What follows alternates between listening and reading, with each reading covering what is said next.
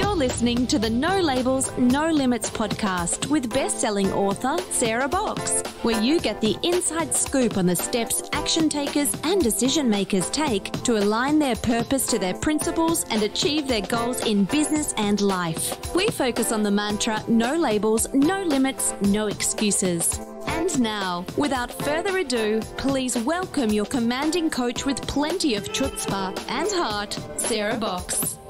Hi there, everybody. This is Sarah. Welcome back to the No Labels, No Limits podcast, a podcast all about shedding our limiting labels and beliefs so that we can all shine our lights brightly into the world and actually have a great life and lift those others around us up along the way.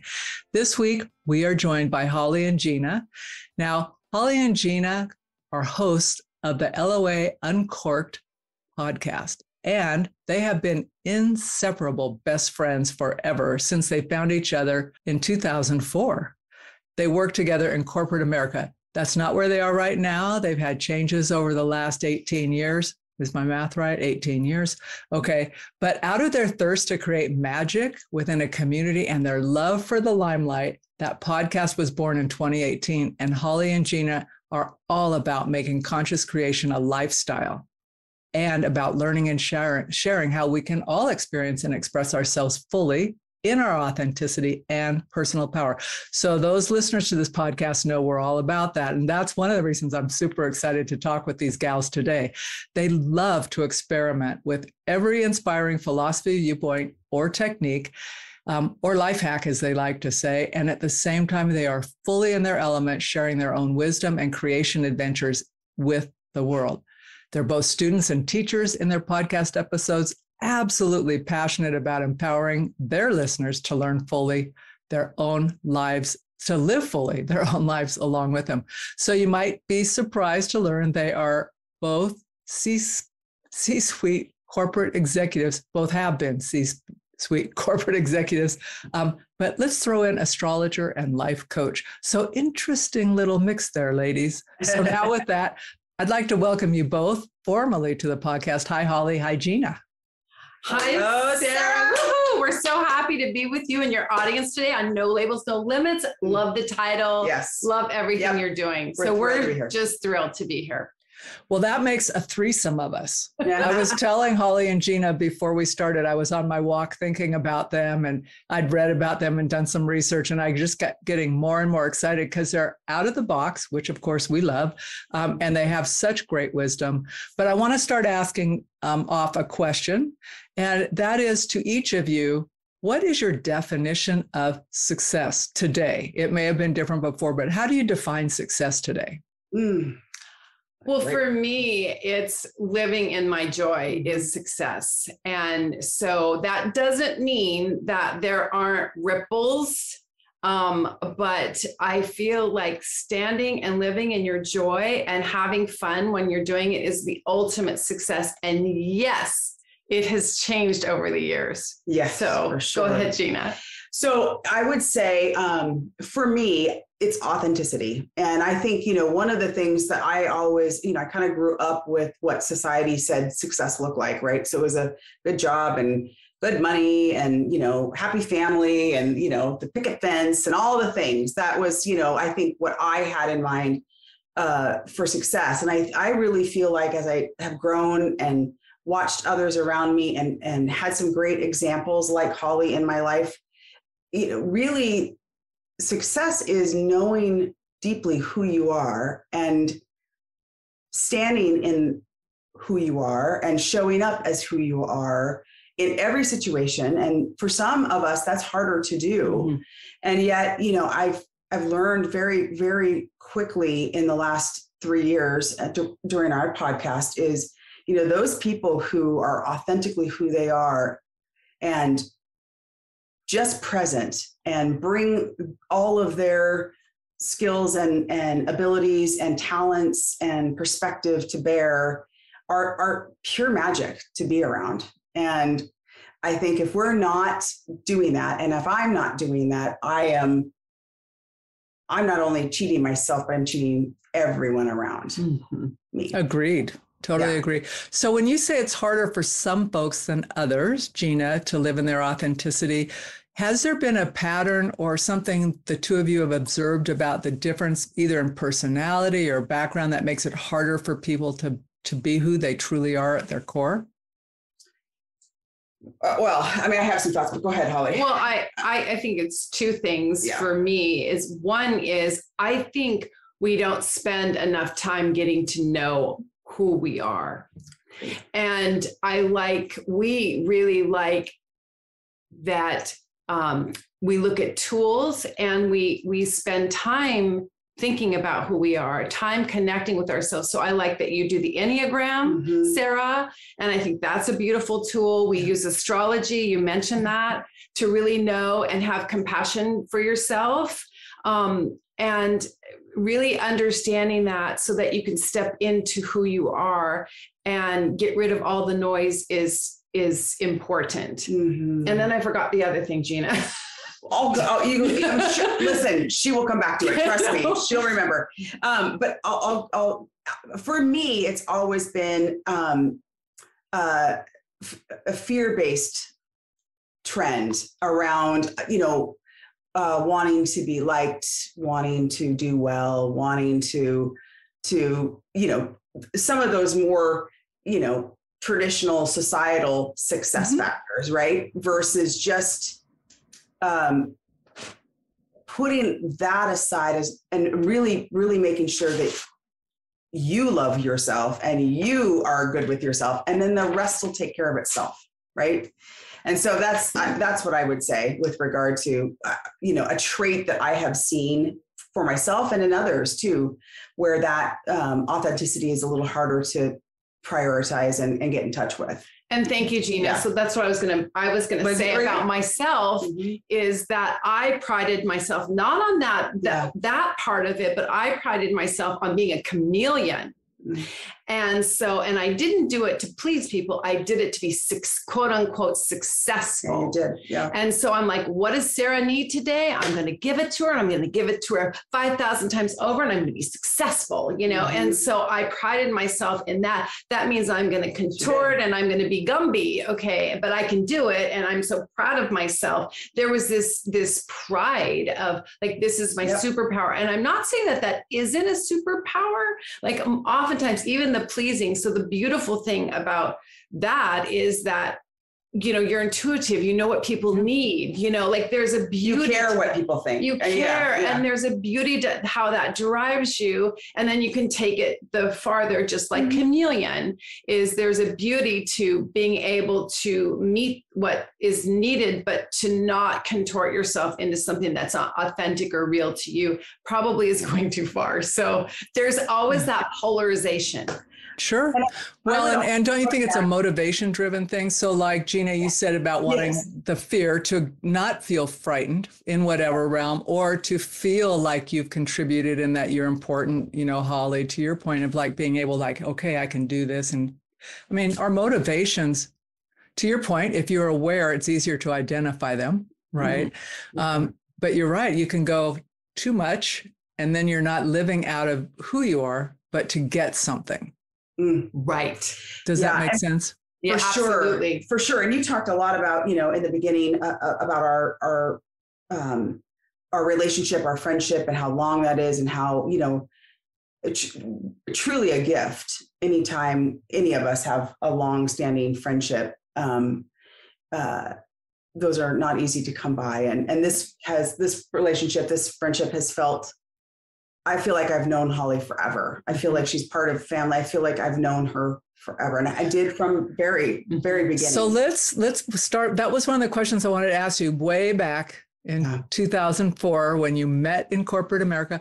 What initially drew you to one another? Like, was it you walked in a room and went, oh, that's my sister? Or was there something else that happened and you went, oh. No, it's wow. Go, Jeanna. Yes. Okay. So listen, I would rather tell this story than Holli because she's going to complain about me and I really don't appreciate it. I will. So I'm the head of HR and she was the head of finance, their CFO. And so we naturally in our worked together quite often, but I actually hired Holli. I was the recruiter at the time and I was working with our, at the time, CFO to hire Holli.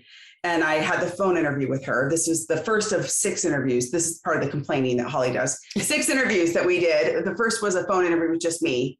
And that conversation, I felt like she was the most unusual finance person I've ever, and I had recruited for years and years and years, most unusual finance person I've ever talked to. She just, this effervescence, this personality, this human connectedness. I mean, we might have talked about numbers. I'm not sure actually, but probably not. I mean, but just someone I could absolutely see myself chatting with any day of the week. Like it was just this instant on that phone call. And then we walked through this arduous, terrible process that Holli always complains about how long it was before we finally offered a job to her. And then we didn't work together for all that often for the first year or two. We were kind of in different roles. And then as people changed within the HR team and within finance, we stepped into leadership roles together. And I remember specifically, there was one meeting we were having about the performance of the organization. And we were in there with the rest of the business, and we're for an engineering firm.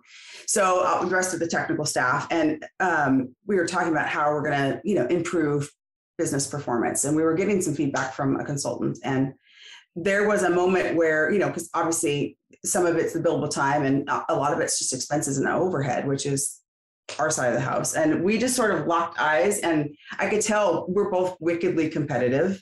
We want to do really well. We want to be successful. And we're like, now we have we were in charge enough to really make some monumental changes on the corporate side of the house together and in real partnership along the way. That was the first of, a good 12 years of real tight partnership.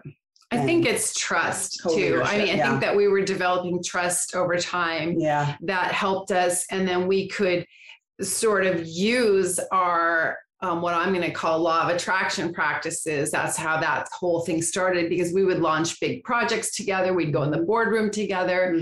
And, engineering is really, really probably the opposite side of the brain, right?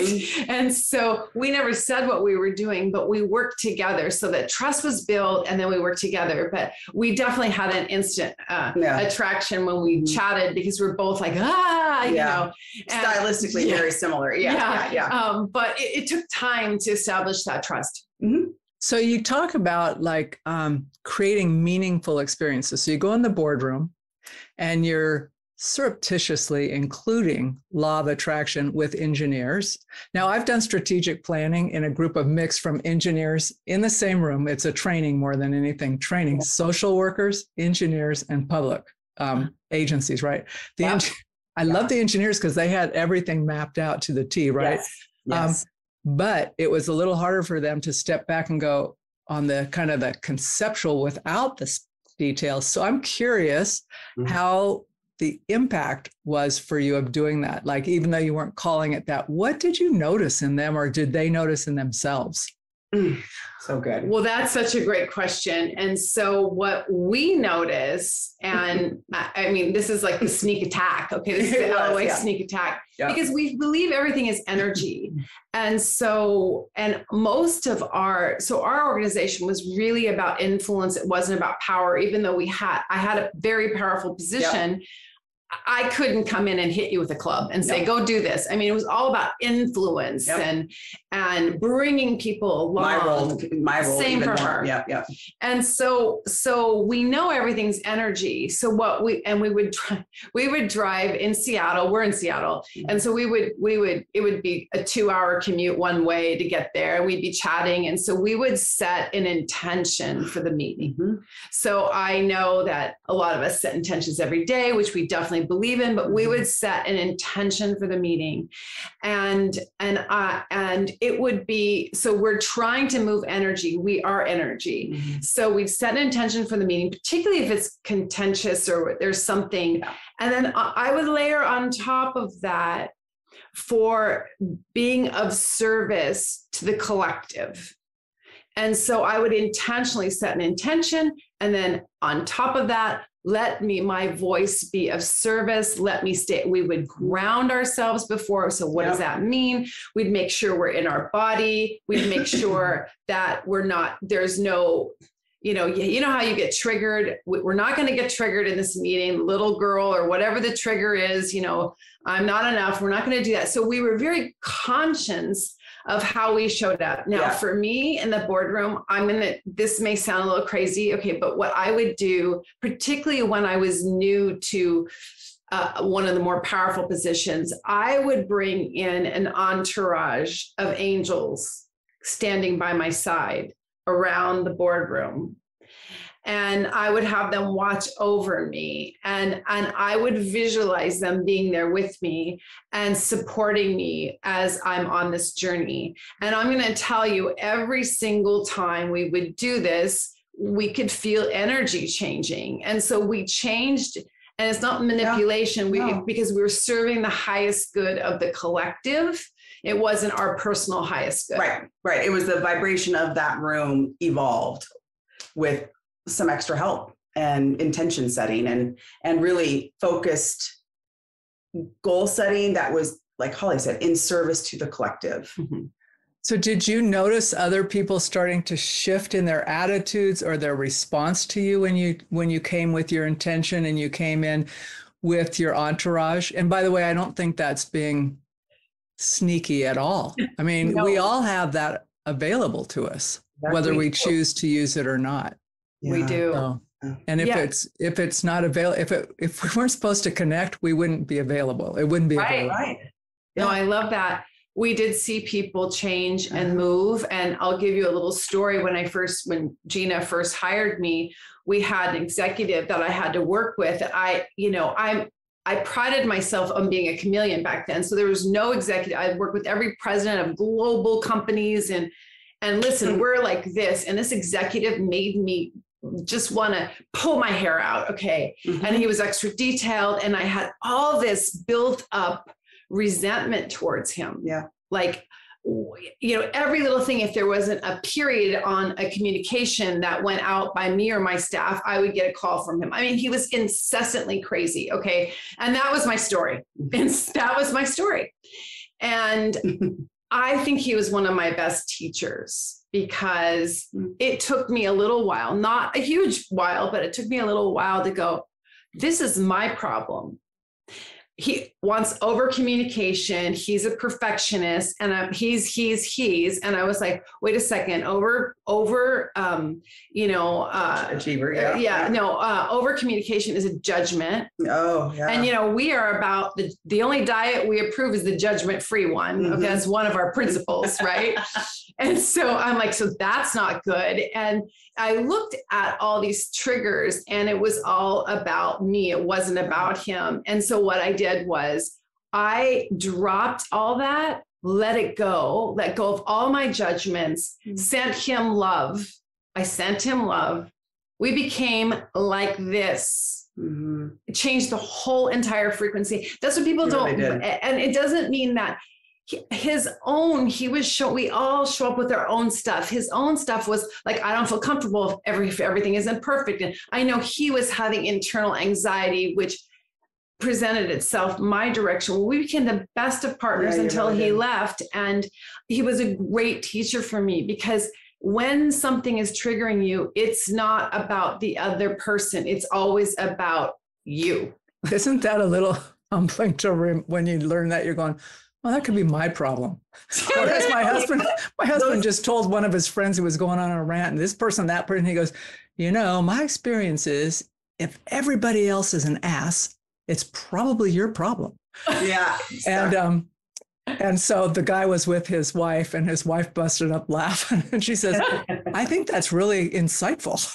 But it's true. It's like, we've got to drop that stuff, because it's not about, and when you learn to go, okay, it's super uncomfortable. Oh, yeah. But there's an opportunity here. What is it? Absolutely. Well, Holli, Holli was just such a great teacher for me. And I'm hoping that the lesson plan is, smaller day by day, but the lesson plan back in the day for me was actually quite large. Mine too. She was committed to seeing me evolve. We're on the journey. Yeah. She bullied me on the journey with her, I think. So when we were in the car on the way to Seattle, those long drives, and sometimes they felt like 4 hours, because she was like, listen, Jeanna, that issue with that person is not about them. That is a you thing. I go, what do you mean? They're the one, he's the one doing it. And it's absolutely him thing. And she's no, actually, no, it's not about him. You just need to let it go, show up as yourself, do your thing, do it well. I'm going to guarantee you all this will stop. And sure enough, she was dead on right. Yeah. The issues I had with him were not his, they are mine.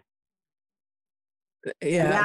And he doesn't even, he's not even aware that you have issues with him or care.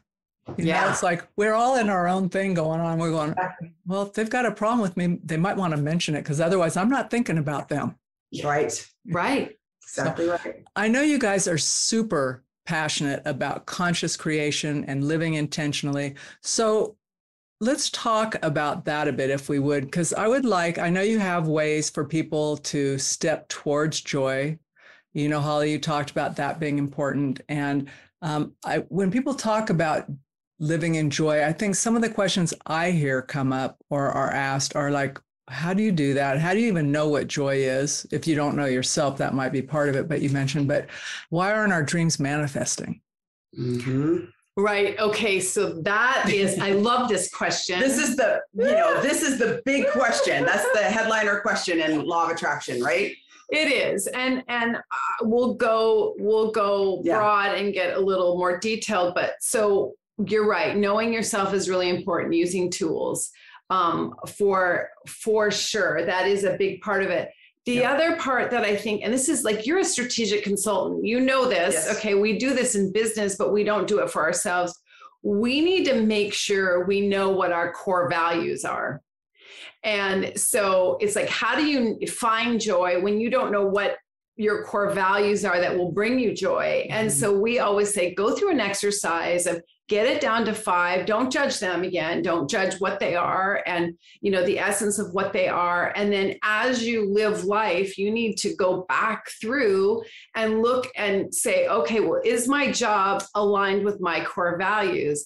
Is going to the pool party tonight aligned with my core? Do I want to do it? Or am I just saying, I'll go. Right. So some of that is just foundational because in order to manifest, there is a vibration frequency that you need to be in more often. Doesn't mean we stay in it. Doesn't mean it's false. We can't be upset, but there's neutrality, and then there's happiness and joy. And one of the things that we really talk about, you talk about this too, Sarah, is that you start with gratitude. So every day, we start with gratitude, and then we add on creations. So we stack it because as you're having your gratitude, I hear a lot of people say, oh, I do them at night. I do it in the morning. And people set their intentions in the morning. I know you do that. You've said, and Jeanna, we do that, but we also sit there and go through at least 5 things. And then you can feel your energy level when you think about, oh, I'm so thankful for my dog and our walk today, which you talked about. And I'm excited for the day. And thank God I'm doing this podcast, whatever it is. Yeah. Okay. Yeah. You can feel that heighten, and then bam, you hit it with some creations. And so I always do 5.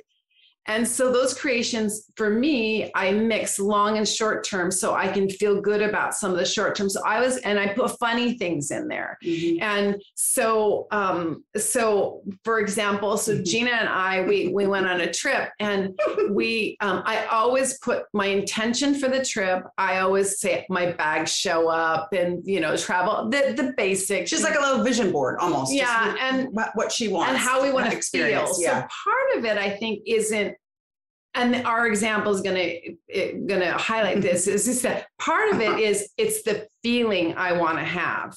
And so and that I want to experience with her. So we go on a trip to Florida. And she does not share this with me, by the way. I didn't share it. Okay. And so I put in Which is a flaw in the plan. It's not a flaw. Okay. Gina, would you have liked to know what her plans for you were? I do, actually. I know.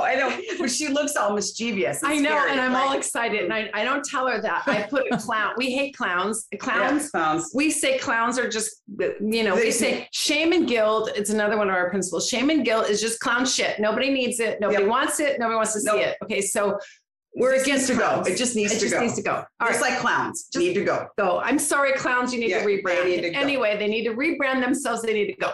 Yep. Anyway, so I put in my manifestation, the feelings we wanted to have. And I said, I want to see a clown. Mm-hmm. And I didn't want to tell her because then I wanted to just sit back in the bar on the way home and revel in the clown. Because at the end of the trip, that's when she usually pulls it up and says, let's see how we did. Let's check them off. Let's check them off. So it was her intention, but let's see how we did on my end. Right. I'm an active partner in this, but I have no idea what we're trying to do. Well, it does work though. I'm needy. I force her to be with me. And so as we're coming back, I was like, shit, where was can I say that? I'm like, shoot, where's the clown? It's fine with me. The clown. And so I'm revealing the list and she's like, Holli, we did get a clown. So in my vision, it's a painted face.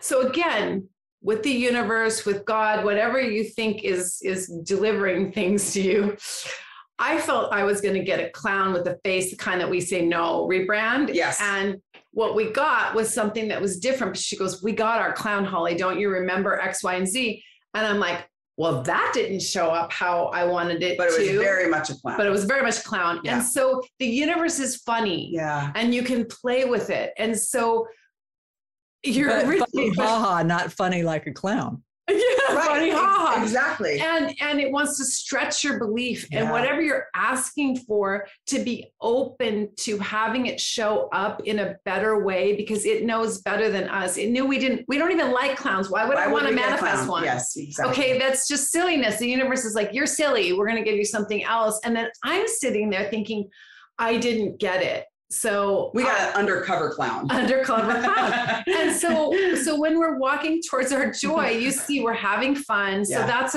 an element of it. Like, you have to play with the universe and have fun. And I'm talking a lot, Jeanna. I'm going to let you add.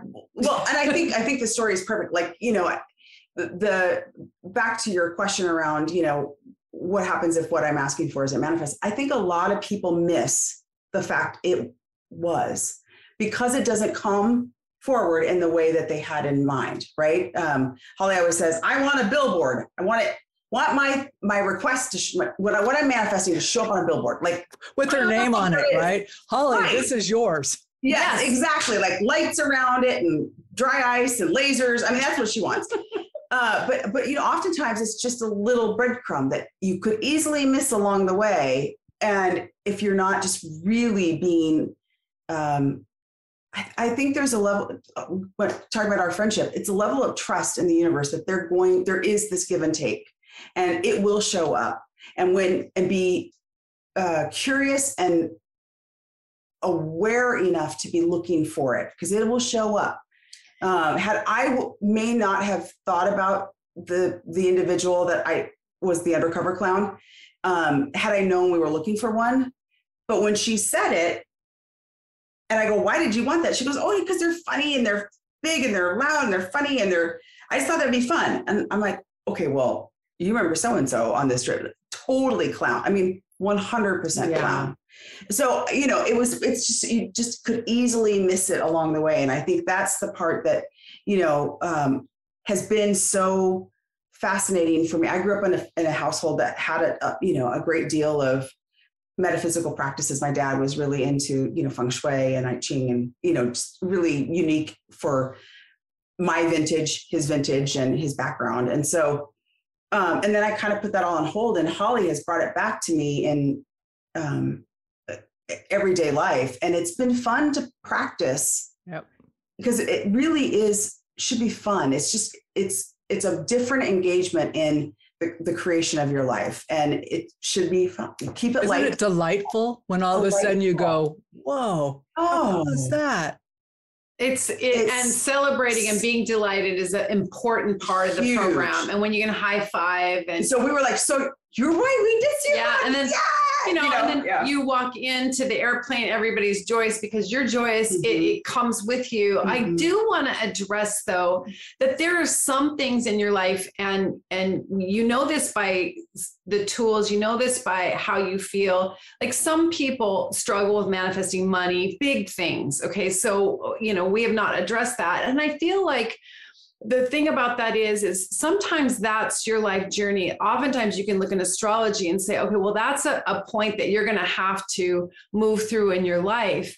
And I really think that if there's something that you're trying to manifest that you're just hitting a wall on, you need to go deeper into your programming, your subconscious. You need to hire people such as yourself and coaches or therapists, whoever, your inner child, whatever you need to do, because I've heard people say, I can't manifest any money. And no, I don't have lack thinking. And then I hear them talk and I'm like, all right, and it's like, okay, well, they haven't shifted to see that yet. So having a trusted partner to help you, we are here to be together and to help one another and connect. And before you think, oh, coaching is a luxury, coaching is a necessity. It has been for me. Yeah, absolutely. Yes, absolutely. For me too. And so, and even coaches need coaches. That's what I was at this fundraiser and I was betting on a coach, which I won, by the way, because I had on my creation list that day, I want free gifts. And so I was donating to cancer and I got this coach and everybody's like, why would you want a coach? You're a coach. I'm like, I need a coach. I need a coach too. So we all need people. Yeah. So where you are maybe a little stuck or sticky in your life that you're not exactly getting to the joy or getting where you want, that's a time to sit back and say, let me get help. Yeah. And then set little goals and work with your partners on that. Yeah, for sure. Well, that's one of the great things that you have each other as well, right? So because you're attuned to listening and what you're hearing. And it's so subtle. Sometimes the language that we use tells more than we think. For sure. Though I really want this. And then you listen a little more, you're going, but you're telling me you want this. What you're saying is X, but what you're telling me you want is Y. So let's dig a little bit, or why do you want that? And, to your point way earlier, sometimes it is about wanting to feel safe or feel appreciated and valued, right? And those are unconscious motivators for us. Absolutely. So, and it's okay if we know our unconscious motivators. For me, I'm in the fear triad of the Enneagram. It's great for me to know if my initial reaction is to protect, I'm thinking, let's step back a minute and just see what's really happening here. Are you afraid to receive? What do you think? And what's real here? And what is just old garbage, someone else's story, but it takes awareness to do that. Yeah. I mean, that's why I love that you said that, Sarah, because that tool that you use is able to uncover, and it's not in a scary way. It can uncover it. And then there's awareness. And then once there's awareness, then you can go, okay, I'm being triggered. Am I in this fear-based spot? Yeah. And I think our lives start there. So when you talk about the secret or something in law of attraction, where you wiggle your nose and think hard and get a bicycle, truly you can, particularly if you can do that. That was Bewitched. Yeah.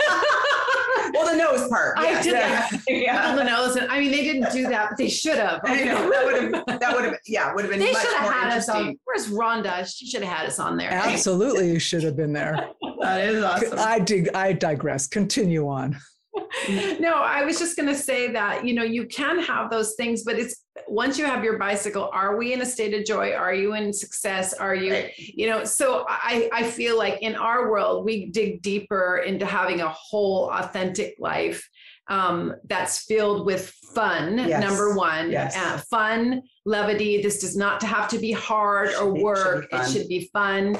And then share it with people. And that's kind of what we're thinking. Well, one of the things that, Holli has been talking for quite a while. I mean, you've been vision boarding for almost since I've known you. Mm-hmm. And your doesn't every CPA do that? Every financial person? This is my point, right? I walk into a financial office and that's all, there's his vision board.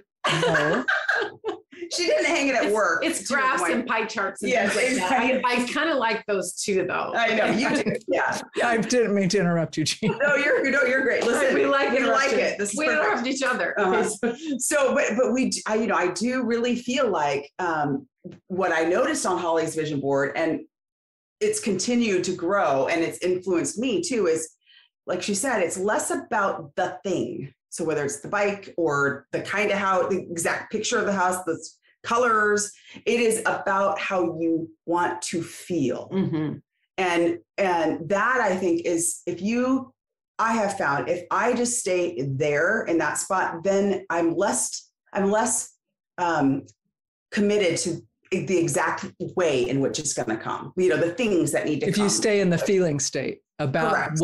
what that represents to you, Jeanna. Yes. And so then, how do you stay there? How do I feel? Am I there? Did I, as you continue to manifest things, it's less about the exact thing and more about your ultimate outcome, which is how you feel and joy. Yeah.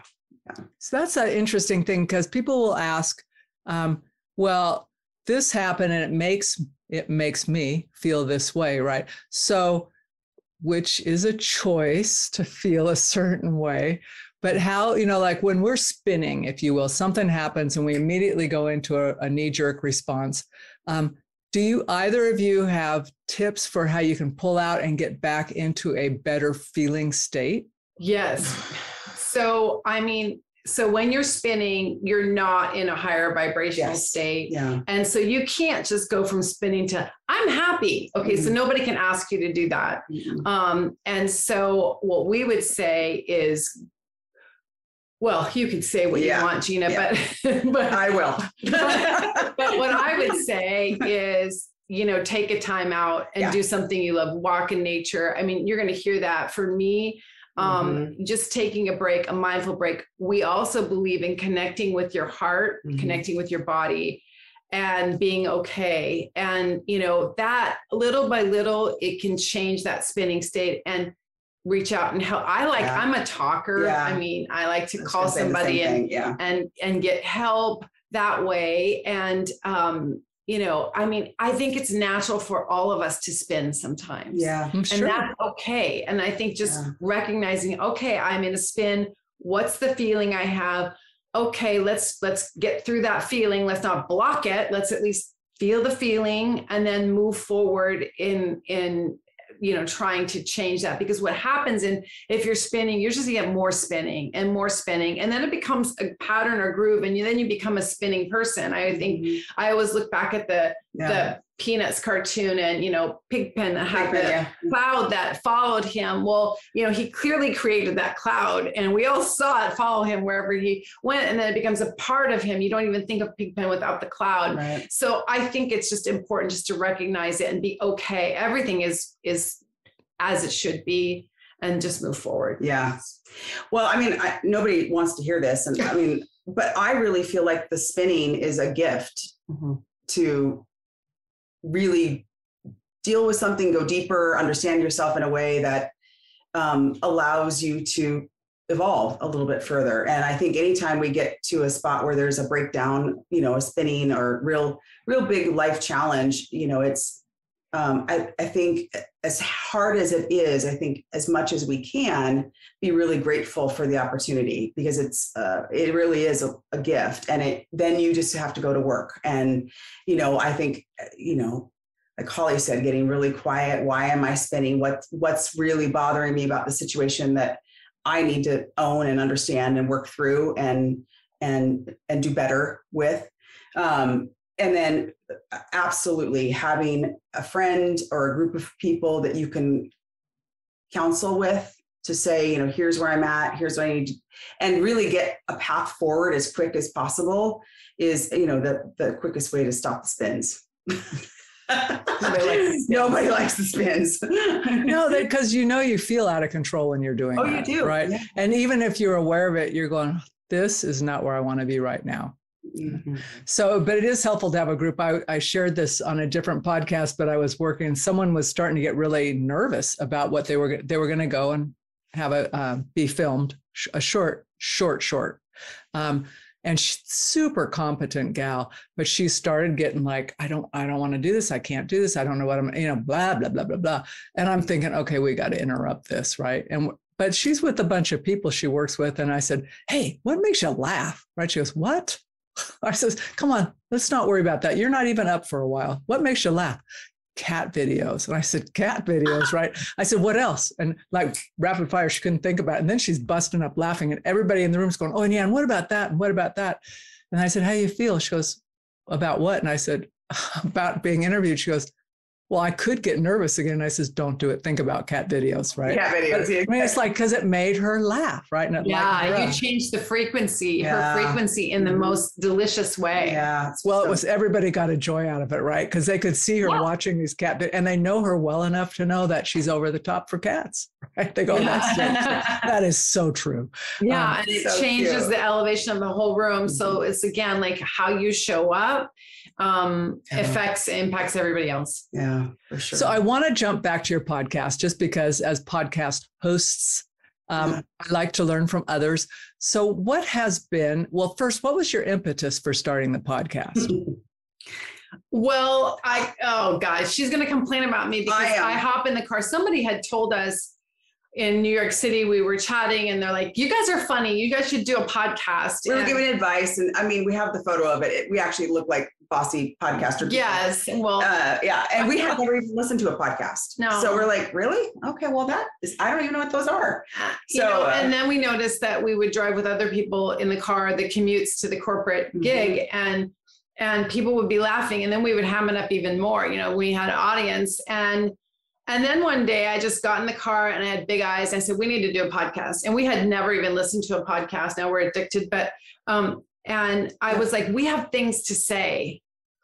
We have, things to say. Yeah. And I think, when we had a captive, really they were prisoners in the car with us, we would like pull them into like what are you going to do today? Like, what's the goal for today? Yeah. Like we would pull them into some of the kinds of conversations we would have by ourselves. And people would light up and they loved it. And then we'd talk on the way home, just like we would do. And I think we saw that there was a real curiosity and interest, and people had a ton of fun. And they would always say, you guys are so funny together. I mean, who would have thought the HR gal and the CFO were funny? No. And we just had a really good time. Talking about jokes, universal jokes.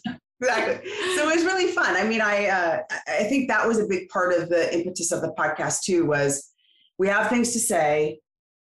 This is good for our personal development and growth. We both really have been yearning for something far more creative and far more in alignment with who we are at our core than the corporate work we do. And we pull it in as much as we can, but there's a gap there. Mm-hmm. And so that was a big part of it. And I think too, just really creating a conversation or a place for people to come and really partake in that playfulness and learning some practices and doing it in a fun, light way, that if they don't have a relationship like we have or friendships like we have, that they can seek that out and find it with our podcast. So that was really the goal. Yeah, we wanted to be of service with something that is basically free. Anybody, can you imagine? I mean, that's the thing about podcasting. Yeah. It's like, I remember a day that you'd have to pay for everything, and it's so much is free. So we were like, well, we'd like to be of service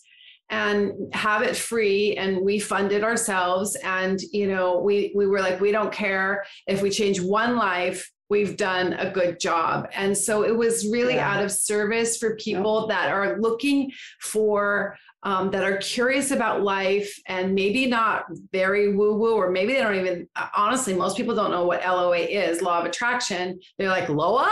Okay. And we're like, yes, and so it's people that just are curious, that, are students and want a better way. And we thought we could be of service and make it fun and light and be part of a community for folks. So, and then of course we started having amazing guests, and, we started learning. In the beginning, it was just her and I, and, for a long time, 1.5 years, just her and I. Yeah. And now we haven't been able to squeeze in a solo episode. I see that you're still doing that, Sarah, which I think is important, by the way. I love that. And we're going to go back to doing that as we look at our catalog. And so anyway, it's just been a beautiful journey, meet amazing people like you, and we're moved, and hopefully our audience is moved too. Yeah. Well, I love the concept, and I like your approach to your podcast and the heart that you bring to it. Right. Thank you. Thank you. So as we wrap this up, because I realize how long we've been talking, I'm thinking, and I could continue on thinking, okay, that's just not fair. Fair to you. Listen, fair to anytime you want us back, you just let us know, Sarah. And perfect. Well, I think we'll set it up as a party and invite some other folks. Absolutely. Yes, absolutely. Okay. So, but let me ask, you've got folks, and I know when you shared information with us, you have something that if folks subscribe to you, that you have a gift for them. Can you talk about that? And then we'll make sure to have all that in the show notes for you. Yes. Listen, I mean, Holli is the brains of the operation. And so this was her concept. I think it's fantastic. It's brilliant. Go for it, Holli. Well, what we put together is what we call a badassery toolkit. And so what it is, and it's based on astrology. And so I do know astrology, and we did a by sign, and we were letting everybody have it so you can share it with your friends and family and kids. And you can look up all the signs. You get your alias. Everybody should have an alias. Beyonce has one, cool. Why can't we? Okay. If she can be Sasha Fierce, we should have We one. should have something. Okay. So we just invite you. You can change it, but we invite that. And then what we really do, and it's based in astrology, is what are your superpowers? What could be your kryptonite? What is the thing that you just need to own? And every sign has that on there. Okay, so here's the deal I'll make with you. I'm going to do that. I'm going to make sure I get that and take that. But then I'd be interested offline of have you guys done your Enneagrams? Do you know what you are? Yes, I do. What are you?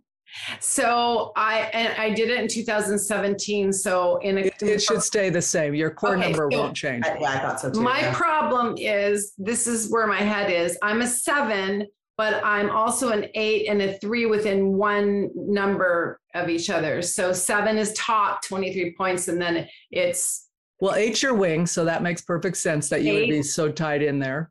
And then 3 is like a few points behind that. So they're really tight.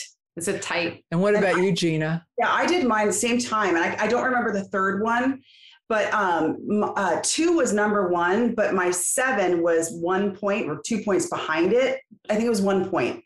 And I read later that if you are a 2, and it didn't resonate, the 2 didn't resonate with me like as my core. Primary core. Right. Yeah. Not at all. I mean, there are elements of it, but just in general, it didn't really resonate. So I read that because the 2 is, I think, the caregiver, something more like that females, if you're a female and your second number is 2, less than 2 from the 2, that you're probably go with your second number, because the female typically will socially present in that way and answer in that way. So anyway, so I believe the 7 definitely resonates for me. So I'm a 7. Well, and you talked about fear being a motivator for you, right? Conscious or unconscious, which fits for a 7. Yep. And the way to get out of that is to have some fun and do something distracting. Listen, that's what. I'm distracting. You're distracting. I know. I'm a public service announcement for you. A PSA. During, my funner years, back many years ago, they're coming back, to your point, Sarah. But Holli used to call me down the hatch Hanenburg. So, I can do some fun when you let me loose. Okay, that's a whole other story I want to hear. It is. Okay, so Sarah, what's your astrological sun? I'm a Scorpio. Oh, yeah, I love that. Okay, yes. I like it too, once I knew a little bit more. I mean, I don't know a lot, but I know enough that people go, I'm kind of scared of you. I'm thinking, okay. No, actually, you're the deepest feeler, the deepest thinker. I mean, that you'll walk in a room, you can feel the energy. You're highly intuitive, and it could be something that, you shied away from early in life, but that you embrace now. But I would be interested in your moon and your rising sign too, because your rising is where your soul's going. And so you should, if you haven't looked into that yet, know that you got to know the time of your birth. So the exact time, because it changes within 5 minutes. And location. Yes. Yeah. Well, I know the location. I'll have to look at my birth certificate to see It's the a time. big deal. I know the day of the week, but I don't. I'll bet you probably it's an air sign, which is like Aquarius, Libra, and it's one of these Gemini. Sorry, you were Geminis, and I'm forgetting Gemini. Because you're the way you present yourself and talk, and your mind, your commitment to communication and talking, and so that's usually an air sign. So it'd be interesting next time we do an astrology reading on you. I would love to do astrology because I think people poo-poo it, and I've had some readings that have been super powerful in my life, and so I would love to do that, ladies. So let's just plan another one, but it'll be all around astrology. That sounds perfect. Perfect. All right. I'll work it out with you on the back end. Okay. With that, I want to thank you both so much for being on the podcast, also for bringing so much joy into the world daily. And I just had a blast. So I hope you guys enjoy the rest of your days. Thank you so much. Thank you for having us. It was an honor to be here with you today. Truly. And we loved meeting you. We love your podcast. And thank you so much. Brilliant host. Thank you. Thank you. It was great. You've been listening to the No Labels, No Limits podcast with best-selling author, change agent, and strategic vision coach, Sarah Box. You can grab the show notes and find out how to work with Sarah at sarahbox.com/No Labels, No Limits podcast. We'd love this podcast to reach as many people as possible. So please remember to rate, leave a 5-star review, and share the podcast with someone you think would get value from this conversation. Until next time, keep taking those daily action steps to align your purpose to your principles and achieve your goals in business and life.